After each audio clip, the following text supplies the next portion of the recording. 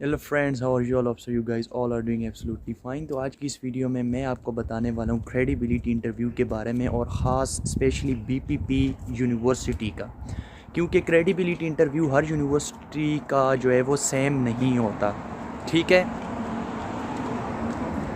हर university का same नहीं होता क्योंकि इसमें कोर्सेज़ होते हैं डिफरेंट, और कोर्सेज़ ऑन द डिपेंड करता है कोर्सेज़ के ऊपर। ठीक है, तो मैं बीपीपी के ऊपर थोड़ा सा बताऊंगा आपको। बाकी क्वेश्चन सेम होते हैं। ठीक है, क्वेश्चंस जितने भी होते हैं सेम होते हैं। अच्छा, क्रेडिबिलिटी स्टार्ट करने से पहले मैं आपको एक बात बताना चाहता हूँ कि अभी जो स्टूडेंट्स आ रहे हैं सितंबर इनटेक के लिए, तो मतलब जो लेट हो चुके हैं, अभी तो अक्टूबर स्टार्ट होने वाला है, तो जिनको एक्सटेंशन मिली है तो गर्म कपड़े भाई लेके आओ, बहुत ज़्यादा लेके आओ, और ऐसे वाले लेके आओ सही, मतलब कि परफेक्ट वाले लेके आओ, क्योंकि यहाँ पे ठंड शुरू हो गई और अभी तो स्टार्ट है ठंड। ठीक है, अभी स्टार्ट हुई है और इतनी ज़्यादा ठंड है कि आपकी सोच है, तो आप लाजमी जो है वो लेके आओ। ओके। अच्छा, तो बात करते हैं क्रेडिबिलिटी इंटरव्यू के बारे में। तो क्रेडिबिलिटी इंटरव्यू बस आप यही समझिए कि आपका वीज़ा है। क्योंकि क्रेडिबिलिटी अगर पास नहीं होगा तो यूनिवर्सिटी आपको, कुछ होती हैं जो आपको सेकंड चांस देती हैं, और कुछ होती हैं जो आपको एक ही चांस देती हैं। ठीक है, तो एक ही फर्स्ट अटैम्प्ट में ही आपने पास करना ज़रूरी है। ठीक है, ताकि आपका टाइम बचे।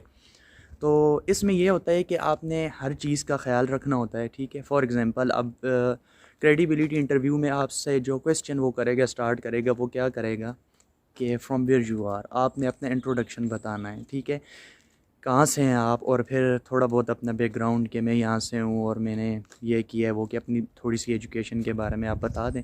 बस इतना काफ़ी, इससे ज़्यादा ना जाएं। ठीक है। अच्छा, इसके अलावा जो सेकंड क्वेश्चन होगा वो ये होगा कि do you have any travel history आपकी है या नहीं है। अगर ट्रैवल हिस्ट्री है तो आप बता दें, जो भी आपने पहले वीज़ा फ़ाइल किया था, या अगर आपका सपोज़ कि अगर आपका मतलब कि रिजेक्ट हुआ है वीज़ा, ठीक है, कोई भी, तो आप वो भी ना छुपाएं, क्योंकि बाद में उनको पता चला तो प्रॉब्लम होगी। आप उसी वक्त उनको बता दें, तो रिजेक्शन का भी बता दें। और ट्रैवल हिस्ट्री है तो ठीक है, नहीं है तो कोई ट्रैवल हिस्ट्री नहीं है।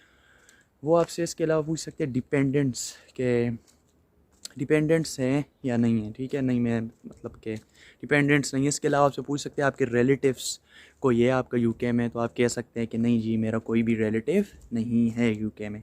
अच्छा, इसके अलावा जो नेक्स्ट क्वेश्चन होगा वो मेन जो होगा वो होगा आपका why UK, why this university and why this course. ये तीन क्वेश्चन आप कर लें, आपका इंटरव्यू क्लियर हो जाएगा। ठीक है, आपने यूके क्यों चूज़ किया है, तो इसके बहुत सारे आंसर्स हैं, वो आप जो है वो देख सकते हैं यूट्यूब पे, और भी बहुत सारी वीडियोस हैं। जो आपको अच्छा लगे वो आप करें, वो आप बता सकते हैं इसमें, क्योंकि ये डिपेंड करता है कोर्सेज़ के ऊपर डिपेंड करता है। ठीक है, अब फॉर एग्जांपल मेरी बीपीपी यूनिवर्सिटी है, तो इसमें मैंने रैंकिंग का नहीं बताया। वैसे आप रैंकिंग का बता सकते हैं कि मतलब कि वहाँ पे जो वेल रैंक्ड यूनिवर्सिटीज़ हैं। तो मेरे कंसल्टेंट ने जब मुझे तैयारी करवाई थी तो वो मुझे यही बोला था कि आपने रैंकिंग के बारे में तो बताना ही नहीं है ना। ठीक है, तो मैंने नहीं बताया था कि मैंने, क्योंकि यहाँ पे वेल रैंक्ड यूनिवर्सिटीज़ हैं, मैंने यह कहा था कि यहाँ इनका जो एजुकेशन सिस्टम है वो टॉप का एजुकेशन सिस्टम है। ठीक है, इसके अलावा इनका जो कल्चर है वो मल्टी कल्चरल है, ये जो यूके है। ठीक है, और इसके अलावा मैंने इसमें ये बताया था कि यहाँ पे जो मास्टर्स हैं और बैचलर्स 3 ईयर्स, मास्टर 1 ईयर, और बाकी कंट्रीज़ में मास्टर 2 ईयर्स। तो सेम जो आपको एजुकेशन है वो 1 ईयर में मिल रही है। इसके अलावा फ़ी जो वो रीज़नेबल प्राइस में आपको कम वक्त में सेम एजुकेशन मिल रही है जो बाकी कंट्रीज़ में मिलती है। तो फिर वो आपसे पूछ सकते हैं कि अच्छा जी, आपने ये कनाडा ऑस्ट्रेलिया क्यों नहीं चूज़ किया। तो उसमें मैंने बताया था वहाँ पे एक तो लेंथी कोर्सेज़ हैं, दूसरा वहाँ वो एक्सपेंसिव है, तो इस वजह से मैंने नहीं चूज़ किया। तो आप ये उनको बता सकते हैं। इसके अलावा कोई आपने जो है वो ओवर स्मार्ट बनने की कोशिश नहीं करनी। ठीक है, बस सिंपल सिंपल उनको आंसर देना है, टू द पॉइंट रहना है, नेचुरल रहना है। तो नेचुरल रहेंगे तो फिर आपको इससे कोई भी प्रॉब्लम नहीं होने वाली। ठीक है, नेचुरल रहने की कोशिश करनी है। इसके अलावा आपसे वो पूछेंगे वाई दिस यूनिवर्सिटी। तो बीपीपी का आपको पता है कि जो मेरा कोर्स था वो था MSc accounting and finance advance diploma route. अब आपके कोर्स के ऊपर डिपेंड है, आपने प्रॉपर रिसर्च कर लेनी है। ठीक है, प्रॉपर रिसर्च करनी है वेबसाइट से कि आपने अपने कोर्स के बारे में एंड हाँ, यूनिवर्सिटी और कोर्स के बारे में, देन आपने उसको एक्सप्लेन करना है। तो मैंने बोला था कि यानी कि ये जो एमएससी अकाउंटिंग एंड फाइनेंस एडेफ रूट है, तो इसमें ख़ास ये एग्जेम्पशन देते हैं। तो एज़ के मेरा बैकग्राउंड जो है वो कंप्यूटर साइंस से था, तो मैंने उनको बोला था कि मेरा बैकग्राउंड कंप्यूटर साइंस से है, पहले ही मैंने बता दिया था इससे पहले कि वो आपसे क्वेश्चन करेंगे कि आपकी प्रीवियस क्वालिफ़िकेशन क्या है और रिलेटेड है या नहीं है, ठीक है।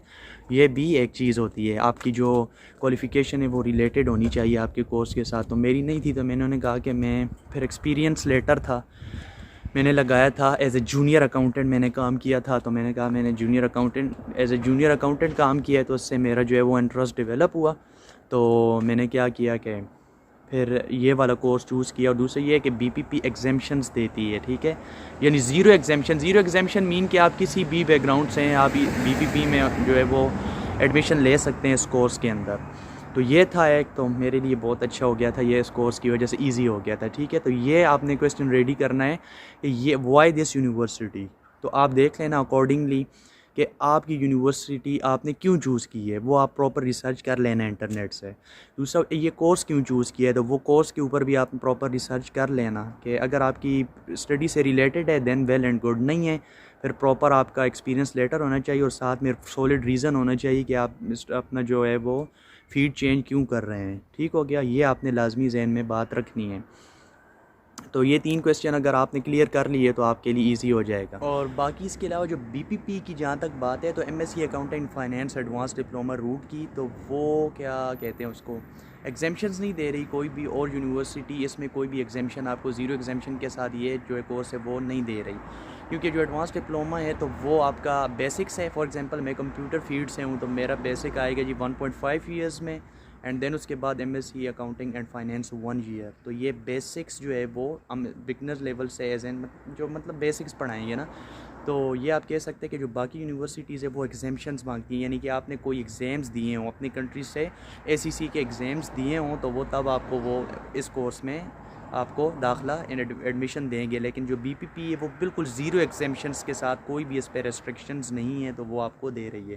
तो ये वाला पॉइंट आप लाजमी इसमें ऐड कर सकते हैं, ठीक हो गया। एंड देन इसके अलावा जो है अपने जो आपके मॉड्यूल्स हैं ना, मॉड्यूल्स आपके कोर्स के जितने भी मॉड्यूल्स हैं बस वो रट लेने हैं, और उसमें कहीं पे भी आपसे मिस्टेक नहीं होनी चाहिए। इसके अलावा वो आपसे कंपैरिजन का पूछेंगे कि इस यूनिवर्सिटी का आपने कंपैरिजन जो आपकी यूनिवर्सिटी है कितनी यूनिवर्सिटीज़ के साथ किया है। कोई सी 2 यूनिवर्सिटीज़ चूज़ करें, ठीक है, और देन उन यूनिवर्सिटीज़ के मॉड्यूल्स भी देखें सेम कोर्स में, और देन आप जो है वो अकॉर्डिंगली देखें कि उनका फ़ीस स्ट्रक्चर ज़्यादा है, या कोई ऐसे मॉड्यूल्स आप माइंड में रखें कि वो या वहाँ पे नहीं मिल रहे थे मुझे, तो ये मेरा फेवरेट मॉड्यूल है तो इसलिए मैंने ये यूनिवर्सिटी चूज़ की है। और जो मेन चीज़ है वो आपके मॉड्यूल्स हैं, वो फर आपने रट्टा मार लेना है, और ताकि वो फ़ौरन आप जब वो आपको बोले तो बिल्कुल उसमें गलती नहीं होनी चाहिए। और आपका जो फ़ीस स्ट्रक्चर है वो आपका फ़ीस स्ट्रक्चर पूछेगा, आप कितनी जो है वो first instalment, second, third, fourth जो भी है, आपका जो स्टूडेंट नंबर है वो आपको अपने माइंड में होना चाहिए, ठीक है। तो ये सारी चीज़ें आपके माइंड में होनी चाहिए। और आपकी, और दूसरा ये एक चीज़ रह गई थी अकोमोडेशन की, कि अकोमोडेशन में आपको आपके अकोमोडेशन का रेंट पता होना चाहिए, कितना रेंट है, आपने कितना पे किया है, पर मंथ कितना है, पर वीक कितना है, ठीक है। तो वो आपको पता होना चाहिए, पर ईयर कितना बन रहा है, तो ये अपने माइंड में रखना है। और दूसरा मॉड्यूल आपने पक्के याद कर लेना है, ठीक है। वो आपसे वो निसेसरीली वो आपसे मॉड्यूल आपसे पक्का वो पूछने ही वाला है, तो मॉड्यूल का आपने परफेक्टली अपने माइंड में बना के रखना है, ठीक हो गया। देन उसके बाद आता है जी स्पॉन्सर आपका, या नहीं स्पॉन्सर नहीं, इससे पहले आपसे पूछेंगे आपके जो फ्यूचर प्लान्स है वो क्या है, ठीक है। तो फ्यूचर प्लान्स आपने बताने हैं कि मेरा फ्यूचर प्लान मतलब जो भी आ गए, मैंने बताया था कि मैं पाकिस्तान वापस आऊँगा, ये नहीं कहना कि मैं उधर ही रहूँगा, वापस आऊँगा और किसी भी मल्टीनेशनल कंपनी में जो है वो जॉब करूँगा, एज एन कोका कोला हो गया और या यूनिलीवर एट्सेट्रा।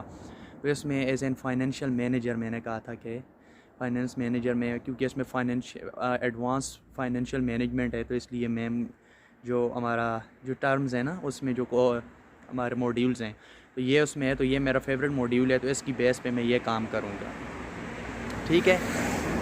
तो ये मैंने एक्सप्लेन किया था। एंड इसके अलावा अच्छा, ये आपने फ्यूचर गोल तो वो अपनी कोर्स के लिहाज से ही देखना है ना कि आपका कोर्स कौन सा है, देन आप पाकिस्तान वापस आके क्या करेंगे। देन वो आपसे पूछ सकते हैं अच्छे इस पोस्ट से आपकी कंपनी को क्या फ़ायदा होने वाला है, जहाँ पे आप जॉब करने वाले हैं, तो वो आप अकॉर्डिंगली अपना आंसर सोच लेना, ठीक है। तो इसके अलावा आपसे स्पॉन्सर का पूछेगा, स्पॉन्सर आपकी वालिद वालदा कोई भी हो सकता है, आप मतलब कि आपके पर्सनल भी फंड्स हो सकते हैं, बट ज़्यादातर वालिद वालदा ही होते हैं। तो आप जो है वो अपने वालिद का कहें कि अच्छा मैंने कहा था मेरे वालिद का है, ठीक है, वो मेरे स्पॉन्सर हैं, तो देन वो आपसे पूछते हैं कि वो उनकी पर मंथ सैलरी कितनी है, देन वो पूछते हैं कि आप पर एनुअल सैलरी कितनी है, और बाज़ औक़ात वो आपसे पूछते हैं कि पाकिस्तानी रुपीज़ में बताएं, ठीक है, ये कितने बनते हैं, तो ये भी कन्वर्ट भी कर लेना, एंड देन आप जहन में माइंड में रख लेना कि मंथ की कितनी है तो आप भी पर ईयर कितनी है, ये उस वक्त नहीं कैलकुलेट करना शुरू कर देना, तो पहले से आप अपने माइंड को बना के रखना।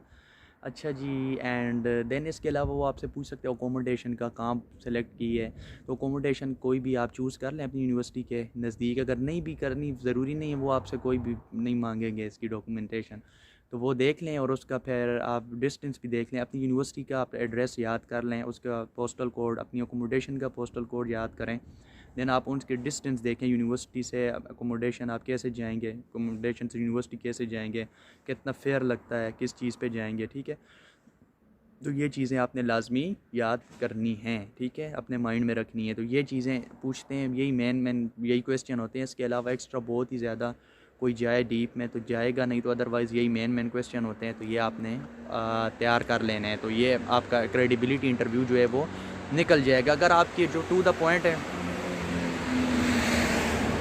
अगर टू द पॉइंट आंसर आप दे रहे हैं, ठीक है, और ज़्यादा ओवर स्मार्ट नहीं बनने की कोशिश कर रहे हैं, नेचुरल हैं आप, और उनको पता चल जाता है कि why this university, why UK, why this course, ठीक है, इसी में ही उनको पता चल जाता है कि स्टूडेंट कितने पानी में है, तो बस इसकी सही प्रॉपर तैयारी करें।